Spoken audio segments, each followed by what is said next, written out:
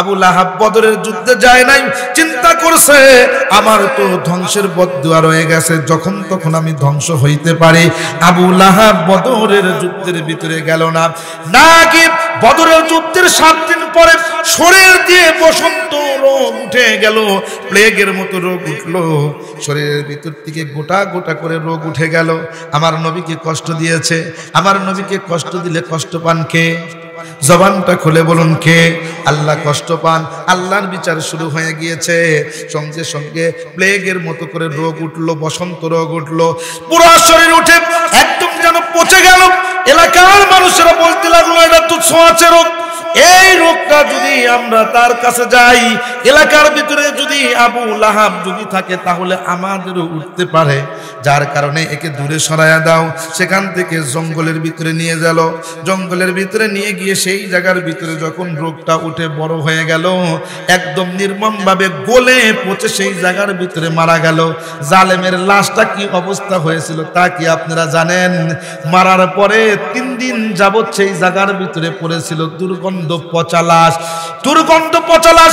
কোন মানুষ সেই জায়গা দিয়ে যায় না, কোন মানুষ সেই জায়গা দিয়ে যায় না, কেননা শরীরটা পচে গিয়েছে, মানুষ গন্ধ বের হয়ে গিয়েছে। এই আবু লাহাব যখন মারা গেল 3 দিন যাবৎ লাশটা পড়ে রয়েছে, কেউ যায় না। আবু লাহাবের স্ত্রীও যায় না, সন্তানেও যায় না, কেউ যায় না। কি করবে ও বন্ধুগণ আমার? তার সন্তানদেরকে মানুষ এসে যখন বলা আরম্ভ করলো, হাজার হইলেও তো বাবা, এই বাবার লাশটা পড়ে রয়েছে সেই জায়গার ভিতরে কিছু একটা করো। করোনার ভিতরে আমরা দেখেছি সন্তানেরা বাবার লাশ পর্যন্ত স্পর্শ করে নাই। কথা কোন ঠিক কিনা? এ কথা কোন ঠিক কিনা? আমরা তো তাদেরকে আপন মনে করছি, সারাটা জীবন সন্তানের জন্য বহুত কিছু করেছি, স্ত্রীর জন্য অনেক কিছু করেছি। বন্ধুরে মনে রাখবেন, বিপদে পড়ে দেখবেন সন্তানও আপনার কাছে আসবে না। করোনা এসে আমাদের চক্ষুটা খুলে দিয়েছে বন্ধু। দুনিয়ার ভিতরে যাদের জন্য সব কিছু করলাম, যাদের জন্য টাকা পয়সা অর্জন করলাম, হারাম মানলাম না, হালাল মানলাম না, যাদের জন্য অন্যায় অপকর্ম করলাম, সুদ খাইলাম, ঘুষ খাইলাম, মানুষের ভিতরে রাহাজানি করলাম, অন্যায় অপকর্ম করলাম, বিভিন্ন খারাপ কর্ম করার পরে যাদের জন্য সব কিছু বাড়িঘর করলাম, আজকে বিপদে পড়ার পরে দেখেছেন এই স্ত্রী আপনার পাশে আসলো না, এই সন্তান আপনার পাশে আসলো না, আলেমা গোলামায়ে কেরামগঞ্জ গিয়ে গিয়ে দাফন করেছে। বহির্বিশ্বে আমরা দেখেছি লাশগুলোকে বিভিন্ন জায়গায় নিক্ষেপ করা হয়েছে, গর্ত খনন করে বিভিন্ন বগা মেশিন দ্বারা সুন্দর করে করে নয়, একদম টেনে হিসড়ে গোসলবিহীন সেই জায়গার ভিতরে পুঁতে রাখা হয়েছে। ও বন্ধুরা আমার, মনে রাখবেন দুনিয়ার মধ্যে যদি অবস্থা আপনার এমন হয়, কিয়ামতের ময়দানে আপনার কি অবস্থা হবে? সন্তান কাজে আসবে না, আপনার কোনো সম্পদ কাজে আসবে না, দুনিয়ায় যেটা খরচ করে গেছেন। বন্ধুরে আখিরাতের কাজ যদি করে যান, এইটা হলো বুদ্ধিমানের পরিচয় হবে। আপনাদের মাঝে বলতে চাই, এই আবু লাহাব তার এমন একটা অবস্থা হলো গো, 3 দিন যাবত লাশটা পড়ে রয়েছে, কেউ যায় না, সন্তান পর্যন্ত তার কাছে যায় না। মানুষেরা ডেকে ডেকে বলতেছে, ও ভাই তোমার বাবার লাশটা পড়ে রয়েছে, তার লাশের একটা ব্যবস্থা করো। সন্তানেরা কাছে গেল না, কিছু হাবশি গোলামদেরকে নিয়ে আসলো, কালো গোলামদেরকে নিয়ে এসে টাকা দিল এবং বলল তোমরা এই লাশটা কোনো একটা জায়গায় পুঁতে ফেলো। তারা কি করবে? তারা বলতেছে যে নিজের বাবার লাশ তারা যদি না আসতে পারে আমাদের কি দরকার? কথা কোন ঠিক কিনা? কিন্তু যেহেতু টাকা পাইছি, লাশটা তো গাড়া দরকার। কথা কোন ঠিক কিনা? যার কারণে দূর থেকে একটা গর্ত করল, গর্ত খনন করে আমরা যেরকম ভাবে বাঁশ বা কোটা যেটাকে বলি, ওই সমস্ত জিনিস দ্বারা অত্যন্ত নির্মম ভাবে, অত্যন্ত লাঞ্ছনাকর ভাবে, অপমানিত ভাবে দূর থেকে ঘাওয়ায়া অত্যন্ত নির্মম ভাবে পাথর দ্বারা নিক্ষেপ করে করে ওই গর্তের ভিতরে ফালাইলো এবং কাছে গিয়েও মাটি দিল না, দূর থেকে পাথর ঢেলে ঢেলে দিয়ে দিয়ে ঢিল ছুঁড়ে সেই জায়গার ভিতরে আবু লাহাবকে পুঁতে রাখলো। আল্লাহ জানানি দিলেন আমার নবীর বিরুদ্ধে বিরুদ্ধ আচরণ যারা করে, আমার নবীর বিপক্ষে যারা দাঁড়িয়ে যায়, আমি আল্লাহ রব্বুল আলামিন দুনিয়ার ভিতরে যেমন লাঞ্ছনা করা অবস্থায় মৃত্যু দেই, আখিরাতে জাহান্নামের ভিতরে এর চাইতেও ভয়াবহ শাস্তি রয়েছে। কথা কোন ঠিক কিনা? এই আয়াত যখন শোনায় দিলেন, আবু লাহাব ধ্বংস হবে, আবু লাহাবের হাত ধ্বংস হয়ে যাবে, তার কোনো সম্পদ কাজে আসবে না, তার সন্তানেরা কাজে আসবে না। এই আয়াত যখন শোনায়া দিলেন, আবু লাহাব রাগান্বিত হয়ে গেল। বিশ্ব নবীর প্রতি রাগান্বিত হইয়া, ওই যে বন্ধুগণ, আমাদের এলাকার ভিতরে কিছু মানুষ এইরকম পাওয়া যাইবে যার সাথে পেরে উঠবে না, মনে মনে অন্তত একটু যা কি সে পারে এইটার উপরে জ্বালানোর চেষ্টা করবে। আবু লাহাব চিন্তা করলো, আমার দুইটা ছেলে তো মুহাম্মদ সাল্লাল্লাহু আলাইহি ওয়াসাল্লামের দুইটা কন্যার সাথে বিবাহ বন্ধনে আবদ্ধ করে দেওয়া হয়েছে, আমার ক্ষমতা তো এই জায়গা পর্যন্ত আছে, যার কারণে দুইজন ছেলেকে বাধ্য করলো যে তোমরা অচিরেই এই মুহাম্মাদের দুই মেয়েকে তালাক দিয়ে দাও। এই দুই মেয়েকে তালাক দেওয়ার কথা বলল এবং বাধ্য করলো, যদি তোমরা তালাক না দাও তাহলে আমার সম্পত্তি থেকে তোমাদেরকে ত্যায্য করে দেব, কোনো সম্পত্তি তোমরা পাবে না। এই কথা যখন বলল তখন সন্তানেরা বাধ্য হয়ে গেল। এই সন্তান দুটো বিশ্বনবীর দুই কন্যাকে তালাক দিয়ে দিলেন। রুকাইয়া এবং উম্মে কুলসুম দুইজনকেই তালাক যখন দিয়ে দিলেন, তালাক দেওয়ার পরে এবং বিশ্বনবী যখন দাওয়াত দিতেছিলেন, এই কথাগুলা তার সন্তানদের কাছে বলা হলো, আমাকে এইরকম খারাপ বলেছে, আমাকে ধ্বংসের কথা বলেছে, সুতরাং তোমাদের কাছে বলতে চাই, তোমার বাবাকে যেই মানুষটা ধ্বংসের কথা বলতে পারে তার বিচার তোমরা করবে, অন্তত তাকে একটু গালমন্দ করে আসো। ওই আবু লাহাবের সন্তান উতাইবা দৌড়ে চলে গেল বিশ্ব নবীর কাছে, বাড়ির ভিতরে চলে গেল। বাড়ির ভিতরে গিয়ে বিশ্ব নবীকে অত্যন্ত গালমন্দ করলো, অকাট্য ভাষায় গালিগালাজ করলো। কিছু কিছু নেওয়াতের মধ্যে আছে নবীজির চেহারা মোবারকের দিকে থুতু ছুটে দিল। জোরে কর নাউজুবিল্লাহ। বন্ধুগণ, আমার নবীকে যখন গালমন্দ করতেছিলেন, আমার নবীকে যদি কেউ গালি দেয়, আমার আল্লাহ রব্বুল আলামিন এইটা মেনে নিতে পারেন না। আমার আল্লাহ রব্বুল আলামিন আসমান থেকে তার বিরুদ্ধে যুদ্ধ ঘোষণা করেন। জোরে কোন সুবহানাল্লাহ। বিশ্বনবীর অপমানে আমার আর আপনি হৃদয় যদি না গলে গো, তাহলে আমি আর আপনি মনে করব আমি আর আপনি প্রকৃত মুসলমান নয়, মুনাফিক হয়ে গেছি, আমার ইমানটা বিক্রি হয়ে গেছে। বন্ধুরে, মুসলমান আপনি যেমনই হন না কেন, যদি রসুলের মহাব্বত আপনার অন্তরের মধ্যে থাকে গো, আপনার অন্তরের ভিতরে যদি মুসলমানের রক্ত থাকে, ইমানটা যদি একটু তাজা থাকে, তাহলে আল্লাহর রসুলকে গালি দিয়া কেউ যাইতে পারবে না। হোক সে বাবা, হোক সে দাদা, হোক সে নানা, হোক সে বন্ধু, যত আপনজনই হোক না কেন, আপনি যদি মুসলমান যদি হয়ে থাকেন, বিশ্ব নবীর আশিক যদি হয়ে থাকেন, রক্তের ভিতরে একটা নাড়া দিয়ে উঠবে। বন্ধুরে, রক্তের ভিতরে নাড়া দেওয়ার পরে আপনি যদি সেই শত্রুর বিপক্ষে দাঁড়ায় যান, মনে করবেন আপনার ভিতরে ইমানটা এখনো জিন্দা আছে। আর যদি বিশ্ব নবীর উপরে যদি গালি দেওয়ার পরে আপনি যদি মনে করেন গালি দিছে ভারতে, গালি দিছে ফ্রান্সে, এখান থেকে মিছিল করে আমরা কি করব, কোনো লাভ তো নাই। আপনি যদি এমন মনে করেন, আপনি যদি মনে করেন আমার কি কাজ এখানে, এখানে মিছিল করে কি হবে, অনেক মানুষ বলনে আছে তারা বলুক, এইরকম যদি আপনি মনে করেন, আপনার যদি দায়বদ্ধতা যদি না থাকে, মনে করবেন আপনার অন্তরের ভিতরে ইমানটা শেষ হয়ে গেছে, ইমান আপনার বাকি নাই। বন্ধুগণ আমার, মুসলমান তো সেই হয়, মুসলমান ওই ব্যক্তি হবে আল্লাহর রসুলের বিরুদ্ধে কোনো কথা বললে পরে বলবে, তুমি আমার বাবা হও, তুমি আমার দাদা হও, নানা হও, যে হও না কেন। সাহাবায়ে কেরাম যেরকম ভাবে বিশ্ব নবীকে সকলের চাইতে মহব্বত করেছে, তুমি যদি আমার বাবাও হও, আমার নবীর বিরুদ্ধে বললে তোমার জিভ টেনে আমি ছেড়ে ফেলবো। কথা বলুন ঠিক কিনা? বন্ধুগণ আমার, এইরকম ঈমান যদি আপনার থাকে গো, আপনি নিজেকে মুমিন দাবি করতে পারেন, বিশ্ব নবীর আশিক দাবি করতে পারেন। ও বন্ধু আমার, আবু লাহাবের সন্তান বিশ্ব নবীকে যখন গালি দিল, আল্লাহর রাসূল সাল্লাল্লাহু আলাইহি ওয়াসাল্লাম আকাশের দিকে তাকায়া বললেন, মালিক রে, তোমার কাছে কোনো কিছু চাই না রে আল্লাহ। আল্লাহ তাআলা আপনার কাছে আমি বিচার দিলাম, এই যে আবু লাহাবের পুত্র আমাকে ওয়াকাত্ত ভাষায় গালি দিল রে আল্লাহ, আপনার কাছে বিচার দিলাম, আপনার কি হায়া না? আপনার কি হিংস্র পশুগুলো নাই? আপনার হিংস্র বাঘগুলোর ভিতর থেকে একটা বাঘ পাঠায়া এর বিচার করে দেন, ফয়সালা করে দেন। আমার নবীর মুখ দিয়ে, পবিত্র জবান দিয়ে কথা বের হতে দেরি, জবানটা খুলে বলুন, কবুল হতে দেরি হবে কি? জোরে কোন, কখনো দেরি হয় না। আমার নবী যখন বলেছেন সঙ্গে সঙ্গে কবুল হয়েছে। আমার নবী বললেন, একটা নেকড়ে বাঘ, একটা চিতাবাঘ তোমাকে শেষ করে ফেলবে। এই কথা যখন বলছেন, বিশ্ব নবীর কথা শোনা মাত্রই তার কলিজার ভিতরে কাঁপন ধরে গেছে, কাঁপুনি ধরে গেছে। সে তো জানে এই নবী তো সত্য নবী, কিন্তু ক্ষমতার বলে মানে নাই, বাবার কথার কারণে সেই জায়গার ভিতরে এসেছে। বন্ধুরে, আমার ভাইয়েরা, মনোযোগ সহকারে শুনবেন। আল্লাহ রাসূল সাল্লাল্লাহু আলাইহি ওয়াসাল্লাম কি গালি দেওয়ার পরে চলে গেল আবু লাহাবের কাছে।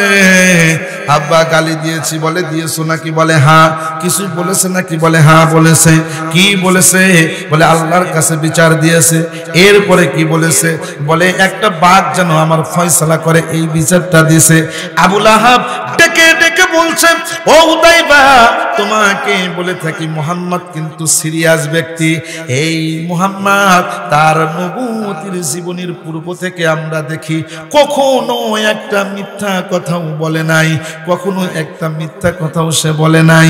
শোনো রাখো, মুহাম্মদ যদি বলে থাকে হিংস্র প্রাণী তোমাকে ধরবে, তোমাকে মারবে, তাহলে আমি আবু লাহাব বিশ্বাস করি তোমাকে হিংস্র বাঘ এসেই শেষ করে দিবে।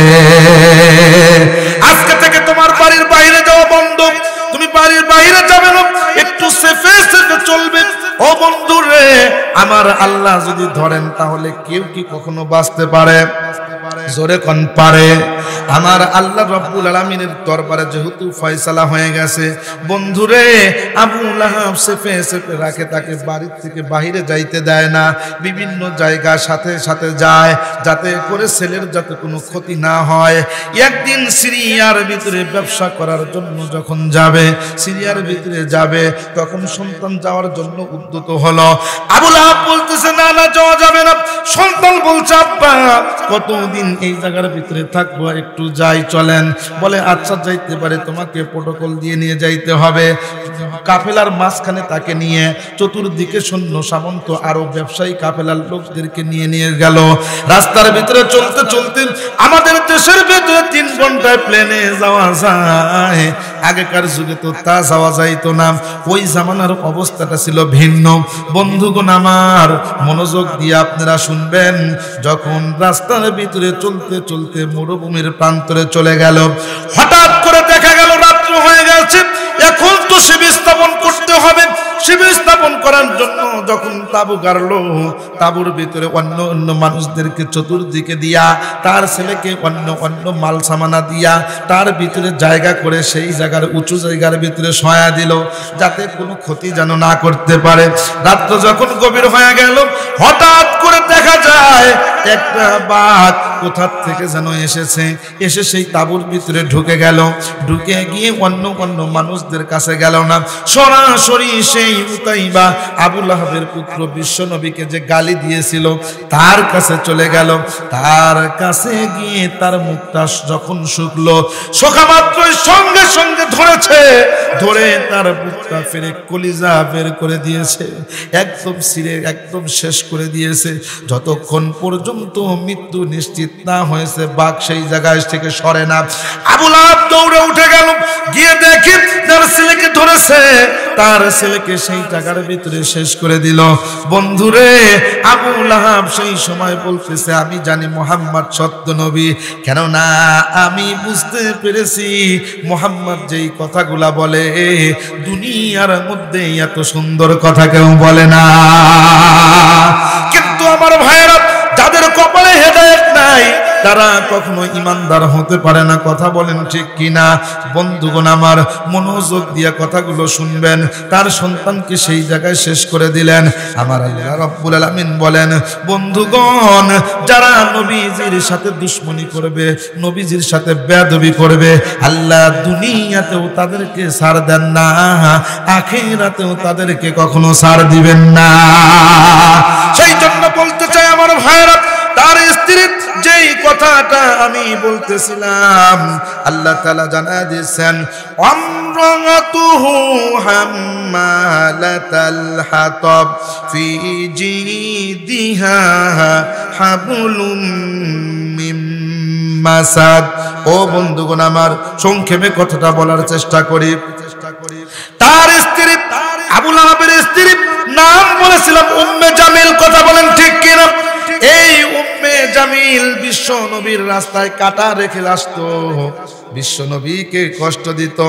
আল্লাহ পাক জানায়া দিচ্ছেন, তার স্ত্রী সে যে কাঠ বহন করে, সেও তার স্বামীর সাথে জাহান্নামের ভিতরে থাকবে। মুফাসসিরিনে কেরামগণ এটার বিভিন্ন ব্যাখ্যা করেছেন। কেউ কেউ বলেন দুনিয়ার ভিতরে কাঁটা বহন করত, কেউ কেউ বলেন জাহান্নামের ভিতরে। যখন তার স্বামীকে জাহান্নামের ভিতরে দেওয়া হবে, তখন এই মহিলা কাঁটাযুক্ত জাহান্নামের ঘাসগুলো এনে তার উপরে নিক্ষেপ করবে, যার কারণে জাহান্নামের শাস্তি তার উপরে দ্বিগুণ করে দেওয়া হবে। এই মহিলা সে রশি বহন করত, এই রশি পাকানো রশি, তার দ্বারা রশি বহন করত। আবার কেউ কেউ বলেন যে এই রশি হলো বিভিন্ন খেজুরের শেকলা দ্বারা যেটা তৈরি করা হয় এমন রশি। এই রশি দ্বারা কোন কোন রিওয়ায়াতে এসেছে, কোন মুফাসসিরিনে কেরামগণ বলেন যে এই রশি দ্বারা উদ্দেশ্য হলো এই বিভিন্ন খড়িগুলো যে সে নিয়ে আসতো, কাঁটাগুলো নিয়ে আসতো, এইগুলা বিভিন্ন জিনিস দ্বারা বেঁধে বেঁধে নিয়ে আসতো মাথার উপরে দিয়ে। যখন নিয়ে আসতেছিল, যখন এই তার স্ত্রী যখন নিয়ে আসতেছিল, হঠাৎ করে জিবরাইল আলাইহিস সালাম তাকে যখন নিক্ষেপ করলেন, তার মাথার থেকে বোঝাটা যখন দূর ফেলে দিলেন, সঙ্গে সঙ্গে গলার ভিতরে রশিটা ছিল, রশিটা সঙ্গে সঙ্গে লেগে গেল, ফাঁসি লেগে গেল। এই মহিলাটা ওই জায়গার ভিতরে সঙ্গে সঙ্গে ফাঁসি লেগে মারা গেল। আল্লাহ রাব্বুল আলামিন জানায়া দিলেন, দুনিয়ার মধ্যে যারা আমি আল্লাহ এবং আমার হাবিবের বিরুদ্ধে আচরণ করবে, তাদেরকে আমি আল্লাহ কখনো ছাড় দেব না। তাহলে দুইজনের মৃত্যুর খবর আমি সংক্ষেপে বললাম। আবু লাহাবের ছেলে উতাইবা এবং আবু লাহাবের স্ত্রীর কথা বললাম, এবং আবু লাহাবের কথাটা শেষে বলি। আবু লাহাব কিভাবে ইন্তেকাল করলো? আবু লাহাব বদরের যুদ্ধে যায় নাই, চিন্তা করছে আমার তো ধ্বংসের বদদুয়া রয়ে গেছে, যখন তখন আমি ধ্বংস হইতে পারি। আবু লাহাব বদরের যুদ্ধের ভিতরে গেল না। নাকি বদরের যুদ্ধের 7 দিন পরে শরীর দিয়ে বসন্ত রোগ উঠে গেল, প্লেগের মতো রোগ উঠলো শরীরের ভিতর থেকে, গোটা গোটা করে রোগ উঠে গেল। আমার নবীকে কষ্ট দিয়েছে। আমার নবীকে কষ্ট দিলে কষ্ট পান কে? জবানটা খুলে বলুন কে? আল্লাহ কষ্ট পান। আল্লাহর বিচার শুরু হয়ে গিয়েছে। সঙ্গে সঙ্গে প্লেগের মতো করে রোগ উঠলো, বসন্ত রোগ উঠলো, পুরো শরীর উঠে একদম যেন পচে গেল। এলাকার মানুষেরা বলতে লাগলো এটা তো ছোঁয়াচে রোগ। এই রোগটা যদি আমরা তার কাছে যাই, এলাকার ভিতরে যদি আবু লাহাব যদি থাকে, তাহলে আমাদেরও উঠতে পারে, যার কারণে একে দূরে সরাইয়া দাও। সেখান থেকে জঙ্গলের ভিতরে নিয়ে গেল। জঙ্গলের ভিতরে নিয়ে গিয়ে সেই জায়গার ভিতরে যখন রোগটা উঠে বড় হয়ে গেল, একদম নির্মমভাবে গলে পচে সেই জায়গার ভিতরে মারা গেল। জালেমের লাশটা কি অবস্থা হয়েছিল তা কি আপনারা জানেন? মারার পরে 3 দিন যাবত সেই জায়গার ভিতরে পড়েছিল দুর্গন্ধ পচা লাশ, দুর্গন্ধ পচা লাশ। কোন মানুষ সেই জায়গা দিয়ে যায় না, কোন মানুষ সেই জায়গা দিয়ে যায় না, কেননা শরীরটা পচে গিয়েছে, মানুষ গন্ধ বের হয়ে গিয়েছে। এই আবু লাহাব যখন মারা গেল, 3 দিন যাবত লাশটা পড়ে রয়েছে, কেউ যায় না। আবু লাহাবের স্ত্রীও যায় না, সন্তানেও যায় না, কেউ যায় না। কি করবে? ও বন্ধুগণ আমার, তার সন্তানদেরকে মানুষ এসে যখন বলা আরম্ভ করলো, হাজার হইলেও তো বাবা, এই বাবার লাশটা পড়ে রয়েছে, সেই জায়গার ভিতরে কিছু একটা করো। করোনার ভিতরে আমরা দেখেছি সন্তানেরা বাবার লাশ পর্যন্ত স্পর্শ করে নাই। কথা কোন ঠিক কিনা? কথা কোন ঠিক কিনা? আমরা তো তাদেরকে আপন মনে করছি, সারাটা জীবন সন্তানের জন্য বহুত কিছু করেছি, স্ত্রীর জন্য অনেক কিছু করেছি। বন্ধুরে মনে রাখবেন, বিপদে পড়ে দেখবেন সন্তানও আপনার কাছে আসবে না। করোনা এসে আমাদের চক্ষুটা খুলে দিয়েছে বন্ধু। দুনিয়ার ভিতরে যাদের জন্য সব কিছু করলাম, যাদের জন্য টাকা পয়সা অর্জন করলাম, হারাম মানলাম না, হালাল মানলাম না, যাদের জন্য অন্যায় অপকর্ম করলাম, সুদ খাইলাম, ঘুষ খাইলাম, মানুষের ভিতরে রাহাজানি করলাম, অন্যায় অপকর্ম করলাম, বিভিন্ন খারাপ কর্ম করার পরে যাদের জন্য সব কিছু বাড়িঘর করলাম, আজকে বিপদে পড়ার পরে দেখেছেন এই স্ত্রী আপনার পাশে আসলো না, এই সন্তান আপনার পাশে আসলো না, আলেমা গোলামায়ে কেরামগঞ্জ গিয়ে গিয়ে দাফন করেছে। বহির্বিশ্বে আমরা দেখেছি লাশগুলোকে বিভিন্ন জায়গায় নিক্ষেপ করা হয়েছে, গর্ত খনন করে বিভিন্ন বগা মেশিন দ্বারা সুন্দর করে করে নয়, একদম টেনে হিঁচড়ে গোসলবিহীন সেই জায়গার ভিতরে পুঁতে রাখা হয়েছে। ও বন্ধুরা আমার, মনে রাখবেন দুনিয়ার মধ্যে যদি অবস্থা আপনার এমন হয়, কিয়ামতের ময়দানে আপনার কি অবস্থা হবে? সন্তান কাজে আসবে না, আপনার কোনো সম্পদ কাজে আসবে না, দুনিয়ায় যেটা খরচ করে গেছেন। বন্ধুরে আখিরাতের কাজ যদি করে যান, এইটা হলো বুদ্ধিমানের পরিচয় হবে। আপনাদের মাঝে বলতে চাই, এই আবু লাহাব তার এমন একটা অবস্থা হলো গো, 3 দিন যাবত লাশটা পড়ে রয়েছে, কেউ যায় না, সন্তান পর্যন্ত তার কাছে যায় না।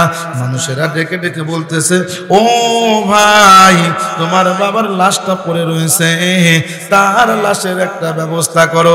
সন্তানেরা কাছে গেল না, কিছু হাবশি গোলামদেরকে নিয়ে আসলো, কালো গোলামদেরকে নিয়ে এসে টাকা দিল এবং বলল তোমরা এই লাশটা কোনো একটা জায়গায় পুঁতে ফেলো।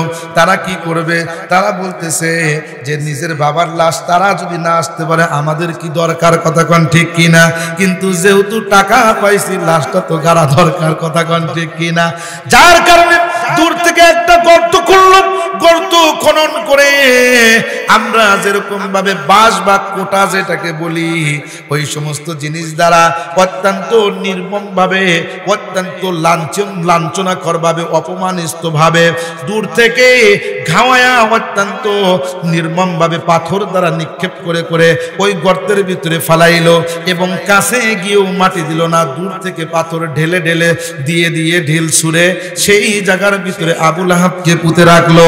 আল্লাহ জানানি দিলেন, আমার নবীর বিরুদ্ধে আচরণ যারা করে, আমার নবীর বিপক্ষে যারা দাঁড়িয়ে যায়, আমি আল্লাহ রব্বুল আলামিন দুনিয়ার ভিতরে যেমন লাঞ্ছনা করা অবস্থায় মৃত্যু দেই, আখিরাতে জাহান্নামের ভিতরে এর চাইতেও ভয়াবহ শাস্তি রয়েছে, কথা কোন ঠিক কিনা?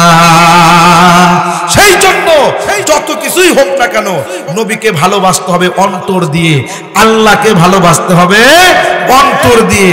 আল্লাহকে যদি ভালো না বাসেন, নবীকে যদি ভালো না বাসেন, দিলের অবস্থা আল্লাহ জানে। মুখ দ্বারা যতই চেঁচামেচি করি না কেন, অন্তর যদি সলিড না হয় কাজ হবে না, কথা কোন ঠিক কিনা? কথা কোন ঠিক কিনা? আজকে আমাদের মুখে একটা চিন্তা চেতনা, আরেকটা চিন্তা চেতনা যদি আমাদের আলাদা থাকে, আমাদের অবস্থাও ভয়াবহ হবে। চিন্তা চেতনার অনেক বড় প্রভাব রয়েছে, অনেক বড় প্রভাব রয়েছে, আমি বুঝতে পারছি অনেক বড় প্রভাব রয়েছে। একটা কথা বলে আমি আপনাদের কাছ থেকে বিদায় নেব। সেটা হলো আমেরিকার ভিতরে একটা দম্পতি, স্বামী স্ত্রী। এই স্বামী স্ত্রী দুজনেই হলো একদম ফর্সা। আমেরিকার ভিতরে শ্বেতাঙ্গ এবং নিগ্রো দুই কোয়ালিটির মানুষ পাওয়া যায়। শ্বেতাঙ্গ যারা তারা হলো অত্যন্ত ফর্সা, আর নিগ্রো যারা তারা হলো কালো। একটা দম্পতি, তারা স্বামী স্ত্রী দুজনেই কি ফর্সা, সাদা। এই স্বামী স্ত্রীর ভিতর থেকে একটা সন্তান হলো, কিন্তু সন্তানটা হলো কালো। সন্তানটা কি কালো, যেটা বলা হয় নিগ্রো, কালো হয়েছে। স্বামী বেচারা বলতেছে আমি ফর্সা, আমার বাবা ফর্সা, দাদা ফর্সা, তুমিও ফর্সা, তোমার বাবা ফর্সা, সকলেই আমরা শ্বেতাঙ্গ। সন্তান নিগ্রো হলো কিভাবে? এটা আমার সন্তান না। বুঝতেছেন কথা? বললো সন্তান আমার না। বলে স্ত্রী বলতেছে শোনো, আমাদের রাষ্ট্রে ফ্রি মাইন্ডে সকলে ঘুরতে পারে, তবে ছোটবেলা থেকেই আমি ইসলামী আদর্শ এগুলো আমি দেখতাম। আমি জীবনে তুমি ছাড়া অন্য কোনো পুরুষের সাথে থাকিনি। সুতরাং আমি গ্যারান্টি দিয়ে বলতে পারি এ সন্তান তোমার অন্য কারণ। স্বামী বলতেছে না, এটা আমি মানতেই পারি না, কারণ আমি ফর্সা, তুমি ফর্সা, সকলেই ফর্সা, সন্তান একদম কালো হলো কারণ কি?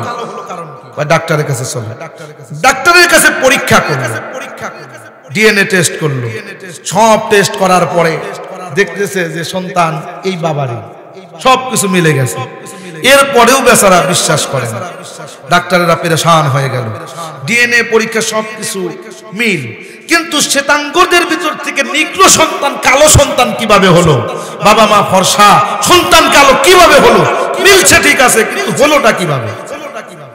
তখন তারা চিন্তা ভাবনা করে গবেষণা করে কোনো রেজাল্ট পায় না। তখন এই মহিলার, এই স্বামী স্ত্রীর বাড়িতে ডাক্তার চলে গেল। তারা গিয়ে সেখানে গবেষণা করতেছে। গবেষণা করতে করতে দেখলো যে ড্রেসিং টেবিলের সেখানে আশ্চর্য হয়ে গেল, একজন কালো ব্যক্তির ছবি সেই জায়গায় রয়েছে, মোহাম্মদ আলী ক্লে, তার ছবি সেই জায়গার ভিতরে রয়েছে। তখন বলল যে এখানে এই ব্যক্তির ছবি কেন? এই মহিলা বলতেছে এই লোকটা অত্যন্ত বীর পুরুষ, একে আমার ভালো লাগে, যার কারণে আমি মনে মনে চিন্তা করতাম, কল্পনায় রাখতাম, যখনই আমি এখানে আয়নায় আসতাম, চেহারা দেখতাম, ওনাকে দেখতাম এবং চিন্তা করতাম যে এমন একটা সন্তান যদি আমার হতো। এই কথাটা আমি কল্পনা সব সময় করতাম, আমার এই কল্পনা আমি করেছি, এছাড়া অন্য কিছু না।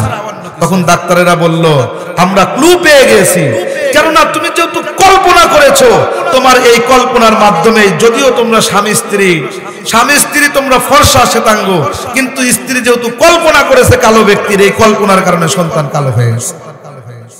সেই জন্য বন্ধুগণ আমার আর আপনার চিন্তার অনেক দাম, বেখেয়ালি চিন্তা করা যাবে না, একটু কবরের চিন্তা করতে হবে, জান্নাতের চিন্তা করতে হবে, জাহান্নামের চিন্তা করতে হবে। আমরা যারা বসেছি, আমাদের মা বাবা অনেকের অন্ধকার কবরে গেছে না? গেছে কি গেছে না? গেছে। আমরা খাইলাম, পুরাইলো, সবকিছু শেষ হয়ে গেল, কিন্তু তাদের জন্য কিছু করা দরকার আছে না? এ কথা বলেন, আছে কিনা নাই? এই যে আল্লাহর ঘর মসজিদ, আল্লাহ রাসূল বলেন মান বানা লিল্লাহি মাসজিদান বানাল্লাহু লাহু বাইতান ফিল জান্নাহ, যে ব্যক্তি মসজিদ নির্মাণ করলো, আল্লাহ তাআলা তার জন্য জান্নাতের ভিতরে একটা বাড়ি বানায় দেন। জোরে কোন সুবহানাল্লাহ।